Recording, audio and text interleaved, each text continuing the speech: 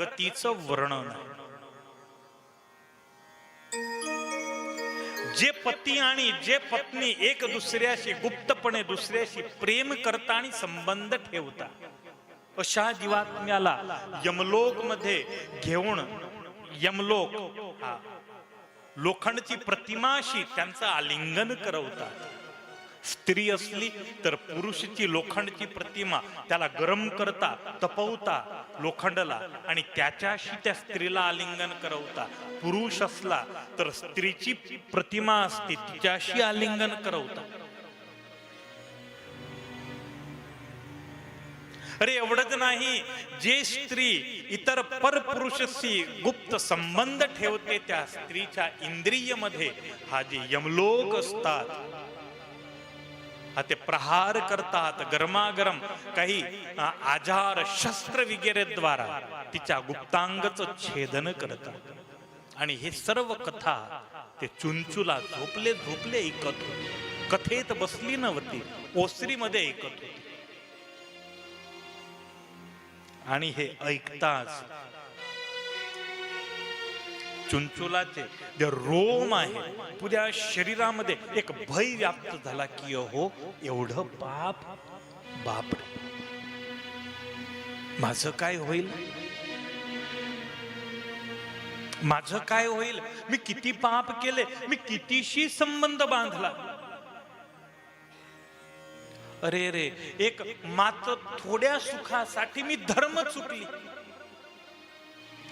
मात्र मात्र शरीर सुख साठी मी धर्म चुकली. अरे जेव्हा यमदूत मला घ्यायला येतील तर मी कसं काय राहू शकेन. अरे जेव्हा माझ्या गळ्यामध्ये यमपाशी टाकतील तेव्हा किती वेदना होईल मला.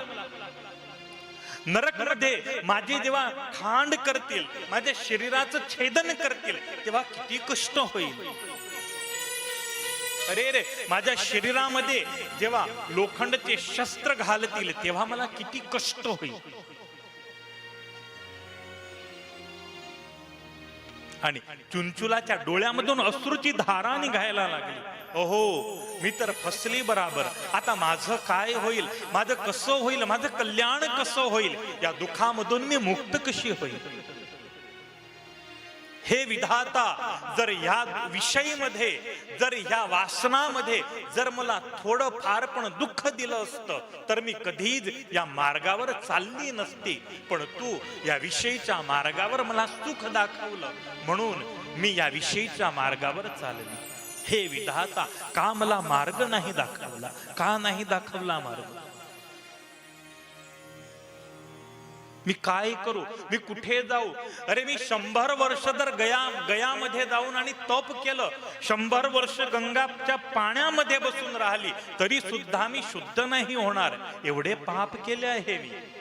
आणि बराबर चुंचुला वाट पाहून आणि जेव्हा ते महाराज निघाले कथा पूर्ण करून तेव्हा महाराजचे पाय पकडले आणि महाराजच्या पायात बसून आणि रडायला लागली. महाराज, महाराज मेरा उद्धार करो, मी तुमच्या शरणी आहे. महाराज मेरा उद्धार करो, क्या होगा मेरा. आज तुम्ही जे वर्णन केलं महाराज, नरक गतीच, परपुरुषशी संबंध, हा पर स्त्रीशी संबंध. महाराज, माझा पती परस्त्रीशी संबंध ठेवत होता आणि मी परपुरुषशी. आणि एक नाही, अरे माझं लिस्ट तर मोठा आहे महाराज.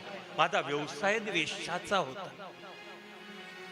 काय होईल महाराज माझं, कसं काय या दुःखामधून मी मुक्त होईल.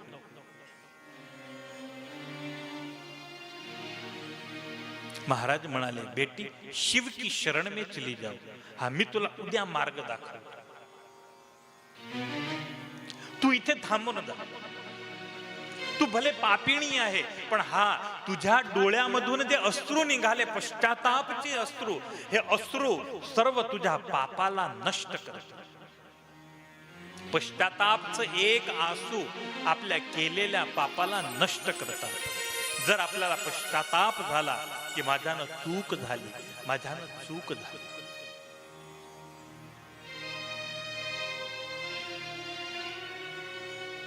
बस उद्या सकाळी मी तुला मार्ग दाखवतो. रात्री झाली आहे, चुंचुलाला झोप येत नव्हती. शिवची मूर्तीचं स्मरण करून आणि शिवला प्रार्थना करते आहे. शिव अब तो बना दे मेरे बिगड़े हुए सारे का. शिव अब तो बना दे मेरे बिगड़े हुए सारे का. शिव अब तो बना दे मेरे बिगड़े हुए सारे का. शिव अब तो बना दे मेरे बिगड़े हुए सारे का.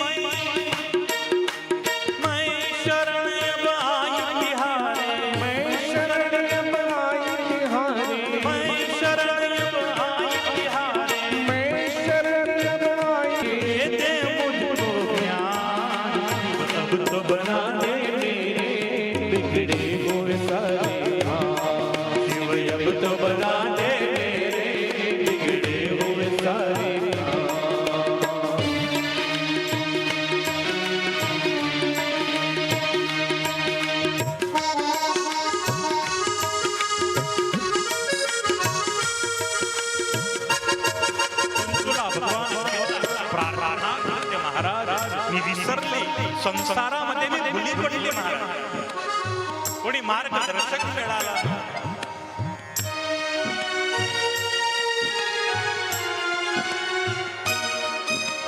भवाटवी में भूली पड़ी थी राह भूल कर भटक गई. भवाटवी में भूली पड़ी राह भूल कर भटक गई. भवाटवी में भूली पड़ी राह भूल कर भटक गई. भवाटवी में भूली पड़ी राह भूल कर भटक गई. कोई न था प्रभु मुझे सहारा पाप की नगरी में डूब गई. कोई था मुझे प्रभु सहारा पाप की नगरी में डूब गई. तो ही बिगाड़े तो ही सवारे. तू ही बिगाड़े तू ही सवारे. बिगाड़े तो ही सवारे. तू ही बिगाड़े तू ही सवारे. जग के सारे का शिव अब तो बना दे मेरे बिगड़े हुए सारे का. शिव अब तो बना दे मेरे बिगड़े हुए सारे का. शिव अब तो बना दे मेरे बिगड़े हुए सारे का.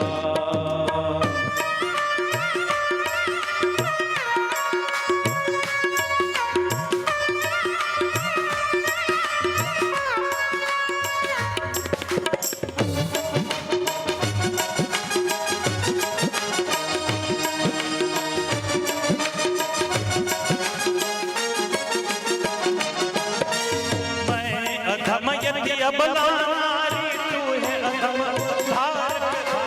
मैं अधम यदि अबला नारी तू है अधम उद्धारक भारी. अधम यज्ञ अबला नारी तू है अधम उद्धारक. मैं अधम यदि अबला नारी तू है अधम उद्धारक भारी. पतिता पापी नारी तू है मेरा भोला भंडारी. मैं हूँ पतिता पापी नारी तू है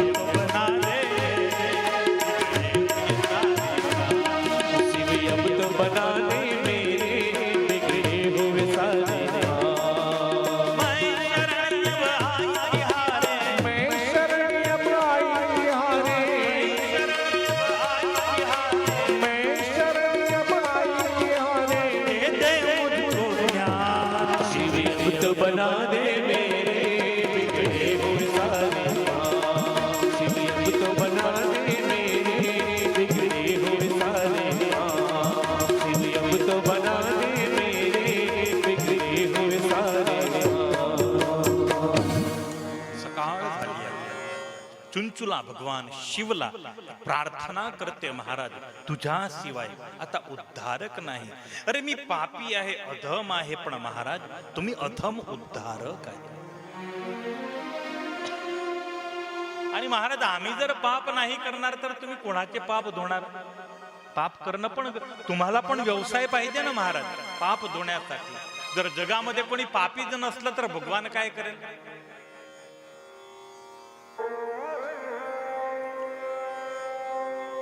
सकाळ झाली, महाराज आले. महाराजच्या चरणी चुंचुलानं वंदन केलं आहे. महाराज म्हणता, बेटी या पापामधून मुक्त होण्याचा एकच मार्ग आहे, भगवान सदाशिवचा अनुग्रह. तू शिव भक्ती कर. सुख झाली जीवनामध्ये, आता कळलं तुला? होते चलो गलतियां होती है, इंसान है, इंसान ही गलतियां करेगा. पण बेटी आता समजलं तुला, तर आता सोड ते सर्व काही सोड, भूतकाळ को भूल जाओ आणि वर्तमान भगवान शिवच्या चरणी सादर समर्पित कर. मन वचन शरीर सर्व काही भगवान शिवच्या चरणी समर्पित कर. आणि चुंचुला म्हणाली, महाराज अब तो शिव के चरणों में ही मेरी गंगा है, सारे तीर्थ शिव के चरणों में है. संगमध्ये यात्रेला निघाली आहे. यात्रेकरूला विदाई दिलं आणि चुंचुला तिथेच निवास करून राहिला. सुंदर जटा धारण केली, वल्कल धारण केलं, एक योगिनी स्त्रीचा वेश धारण केला, पूर्ण अंगावर भस्म लावायची, रुद्राक्षची माळा धारण केली आहे. भगवान श्री शंकर भगवान भोलेनाथ यांच्या नाम स्मरणामध्ये हे आसक्त राहू लागली, अल्प भोजन करू लागली. भगवान शिवला प्रसन्न करू लागले. सुत म्हणता शौनक भजन करता करता काही काळ व्यतीत झाला आणि चुंचुलाचा अंत काळ जवळ आला. भगवान शिवचे गण चुंचुलाला घ्यायला आले. जे काही पाप झालं आहे ते शिव भजनामुळे नष्ट झालं आहे. शिव हा पापाचा नाशक देव आहे. कितने भी पाप किए हो शिव धो डाले. भाई राम के दरबार में, कृष्ण के दरबार में, सहजानंद के दरबार में नहीं चलेगा, पर भोलेनाथ के दरबार में सब चलेगा. भोला तो भोला ही है.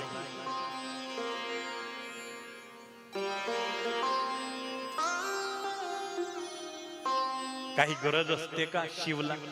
मला दागिना चढवा, मला हे कपडे द्या, मला हे द्या, हे नैवेद्य असतं का असं काही? आता बहुतेक आपले देव आटोपले सर्वेचे, पण देवचे किती नखरे असतात. कोणाला खीर पाहिजे, कोणाला पुरणपोळी पाहिजे, कोणाला शिवचा आहे का काही?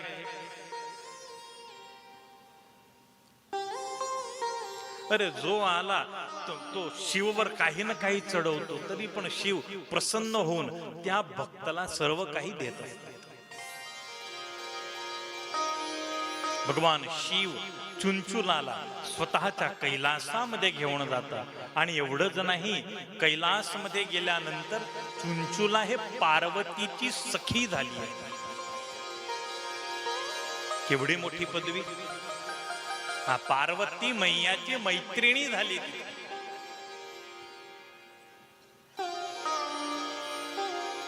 कैलासमध्ये तर सर्व काही विसरता, आता तिथे गेला म्हणजे जीव मुक्त होत असतो. पण शिव पार्वती असे बसेल आहे आणि त्या दोघांना पाहून आणि चुंचुलाला पण पाहलं म्हणजे संसारची आठवण येते ना.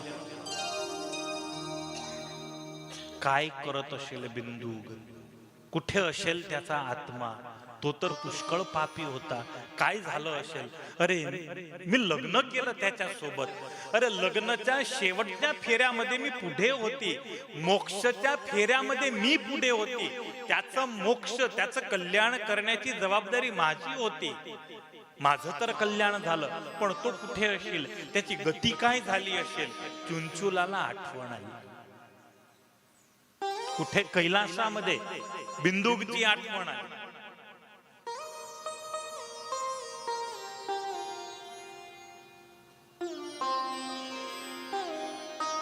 चुंचुला पार्वती जवळ आली एकांत मध्ये. पार्वतीला म्हणायला लागली, मैया काही असो, कसाही होता, पण शेवटी तो माझा नवरा होता.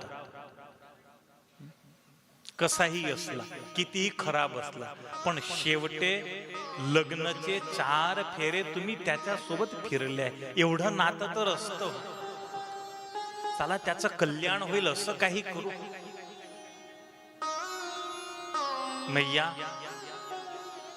कुठे असेल माझा पती?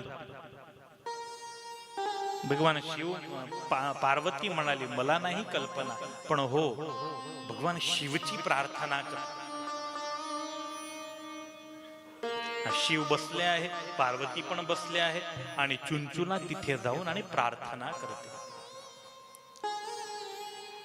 तेरे द्वार पर्यो गुण गाओ रे धर्म घनश्याम, अधम उधार शरणागत पालक, नाना रटू तेरो नाम रे.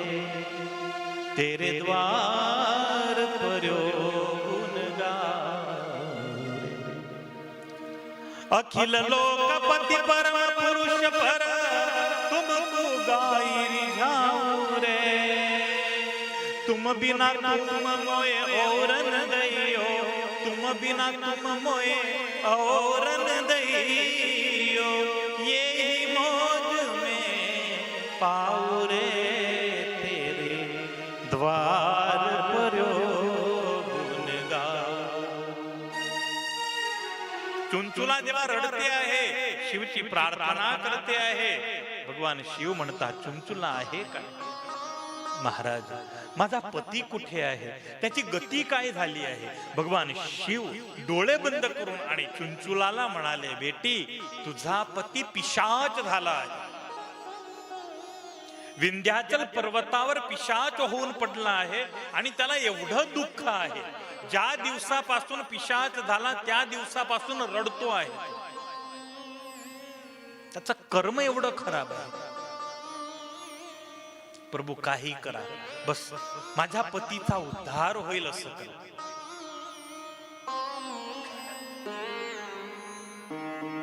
पुरुषांना विनंती, पत्नीशी संबंध चांगले ठेवायचे. ते तिथे पण काम करत आहोत.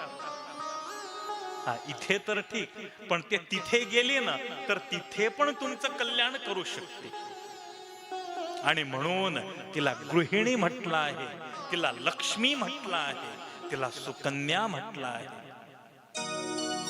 सर्वात पदव्यात तुम्हाला धर्मपत्नी हा तुम्हाला म्हटलं आहे. याला म्हटलं का धर्मपती? सुकन्या तुम्हाला म्हटलं, याला म्हटलं का सुवर? नाही भाई, आहे पण नाही म्हणू शकता. नाही केस. स्त्रीमध्ये गुण असतो. हा भगवान शिवला प्रार्थना करते, महाराज तो कसाही होता, भ्रष्ट होता, मला मारत होता आणि त्याच्यामुळे मी पण धर्मभ्रष्ट झाली, पण महाराज शेवटे माझा पती होता. मी अग्नीला साक्षी मानून त्याला पती म्हटलं होतं, त्याचं कल्याण कर. शिव म्हणाले नाही होणार, तो केवढा पापी, त्याचे महाराज तुम्ही करू शकता. भगवान शिव म्हणाले एक उपाय आहे. त्यानं जर शिवपुराणची कथा ऐकली तर त्याचं कल्याण होईल. आता तो पिशाच आहे, तो बसेल का कथेत?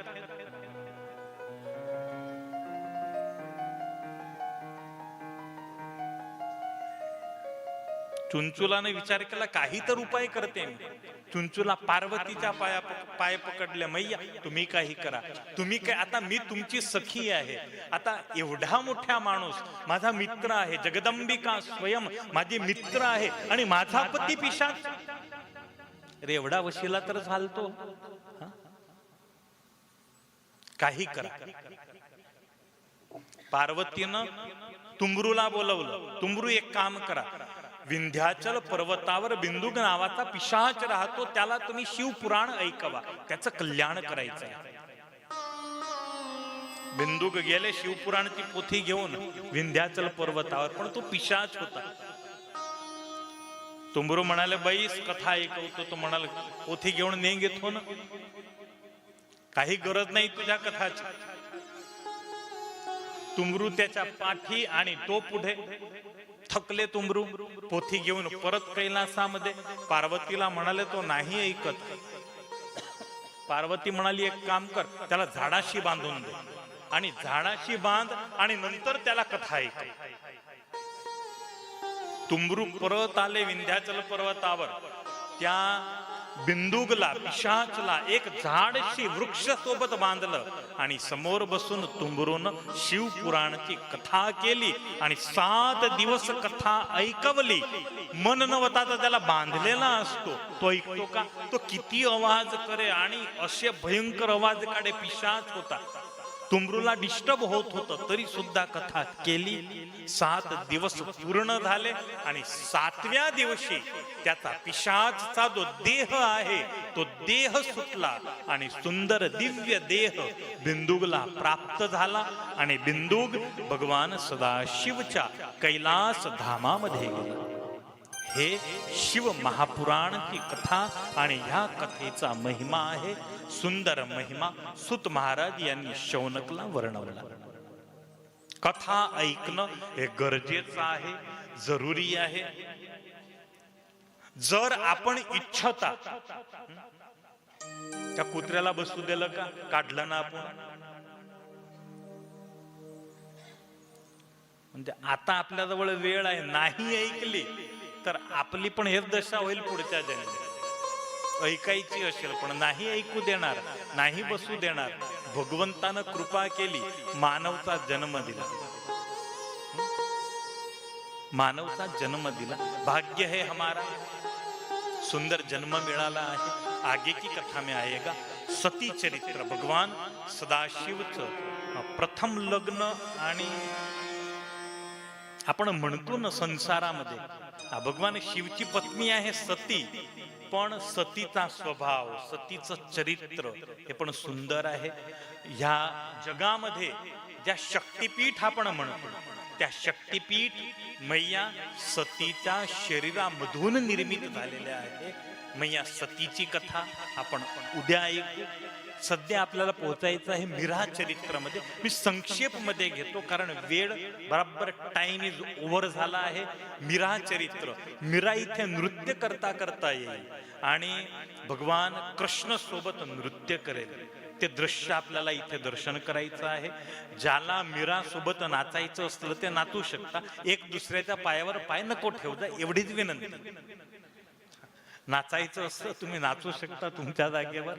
भाई अब 7 दिन है, नाच लो कूद लो, फिर कोई नहीं कहेगा नाचो. 7 दिन है पर भगवान के लिए नाचना है, कथा में नाचना है. तर ज्याला नृत्य करायचं असलं ते नाचू शकतील. आपल्याला मीरा चरित्रामध्ये पोहोचायचं आहे. सुंदर मीराबाईची कथा स्वामींना उल्लेख केला होता मीराबाईचा. भक्तिमती महाराणी मीराबाई मेडता, मेडताची राजकुमारी आहे. पिताचं नाव आहे महाराज रतनसिंह आणि आईचं नाव आहे कुसुम कुंवरबाई. कुसुम कुंवरबाई आणि महाराज रतनसिंह.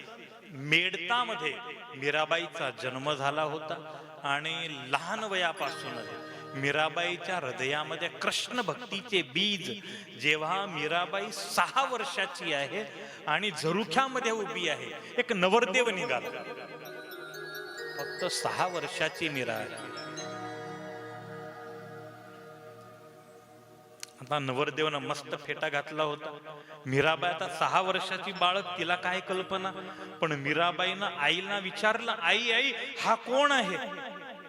तेव्हा आई म्हणाली, बेटी तो नवरदेव आहे. बेटी नवरदेव म्हणजे काय, तर त्या स्त्रीचा पती आहे तो. अहो आई, माझा पती कोण आहे, माझा पती कोण आहे. तर त्या स्त्रीचा पती आहे, तर माझा पती कुठे आहे.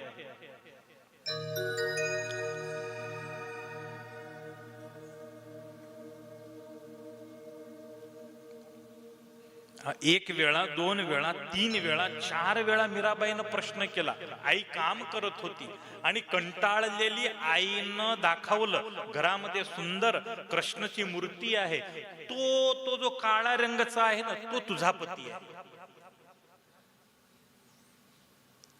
केवढी वय आहे, फक्त 6 वर्षाची. आणि मीराच्या लहान मनामध्ये एक गोष्ट घुसून गेली की तो काळ्या रंगाचा सांवरिया तो माझा पती आहे.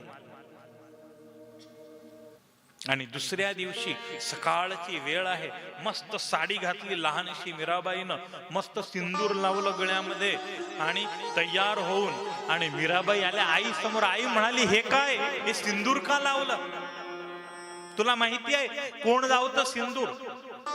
अरे स्त्रीचा पती असतो त्याला. अरे पण माझा पण पती आहे सांवरिया. मेरे तो गिरिधर गोपाल दूसरो कोई, मेरे तो गिरिधर गोपाल दूसरो कोई, जाके सर मोर मुकुट मेरो पति सोई, जाके सर मोर मुकुट मेरो पति सोई, मेरे तो गिरिधर गोपाल दूसरो कोई. कोई कहे कारो, कोई कहे गोरो, कोई कहे कारो, कोई कहे गोरो, लियो नहीं अखिया को, कोई कहे हल को, कोई कहे हल को, कोई कहे भारो, मेरे तो गिरिधर गोपाल दूसरो कोई. आणि मीराबाई फक्त 6व्या वर्षी मैयाला म्हणते, मैया माझा पती तर कृष्ण आहे. आणि बराबर 6व्या दिवसापासून मीराबाईच्या मनामध्ये एक सुंदर कृष्ण भक्ती जागृत होती. मीराबाईचे सुंदर भजन आहे, मीराबाईचा पुष्कळ भजनचा वैभव आहे. मीराची सुंदरता अद्वितीय होती आणि अद्भुत सुंदरता होती. ज्याप्रमाणे राधा सुंदर आहे, त्याचप्रमाणे मीरा पण सुंदर आहे. या दोघांनी भगवान कृष्णाला विवश केला आहे. एक प्रेम दीवानी, एक दर्द दीवानी, एक प्रेम दीवानी, एक दर्द दीवानी, एक राधा एक मीरा, दोनों ने श्याम को चाहा, अंतर क्या दोनों की प्रीत रे बोलो,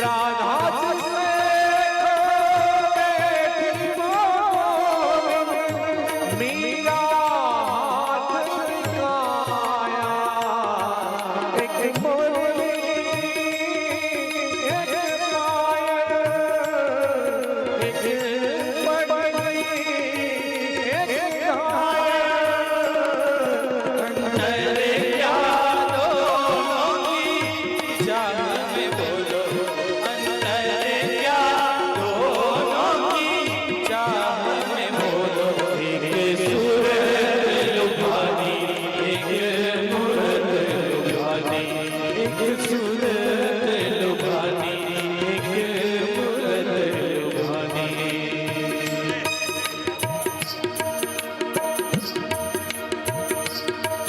मैं जो गन बन गई बन गई बन गई जो गन बन गई रे,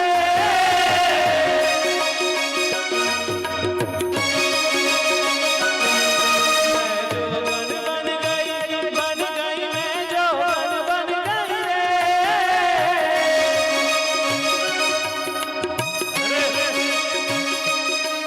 ढूंढू मैं गाना गली गली, ढूंढू मैं गाना गली गली, गली गली गली गली गली गली गली, ढूंढू गाना गली गली, ढूंढू गाना गली गली।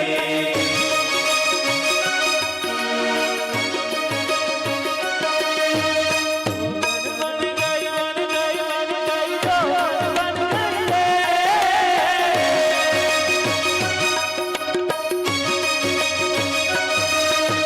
जो बन गई बन गई बन गई जो बन गई रे।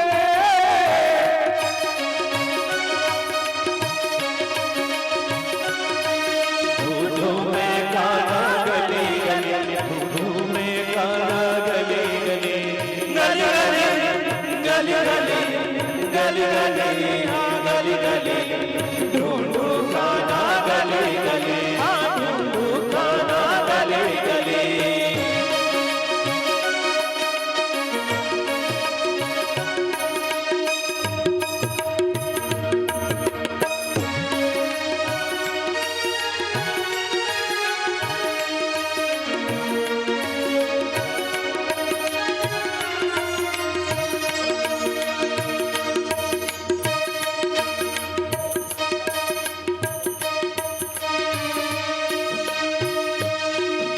पनी में तेरी जोगनिया जोगनिया, भूमि में तेरी जोगनिया जोगनिया,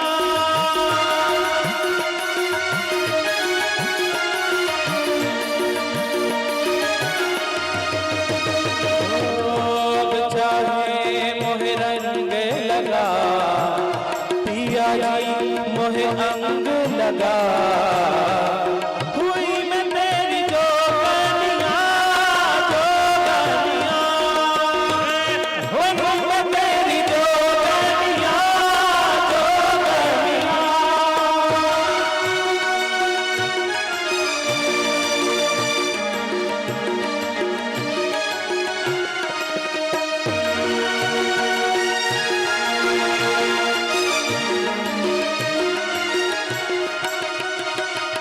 अरे दीवानी दीवानी दीवानी दीवानी दीवानी, दीवानी दीवानी दीवानी दीवानी दीवानी, दीवानी दीवानी दीवानी दीवानी दीवानी, दीवानी दीवानी दीवानी दीवानी दीवानी, मैं दीवानी मैं दीवानी मैं दीवानी मैं दीवानी, दीवानी दीवानी दीवानी दीवानी दीवानी दीवानी दीवानी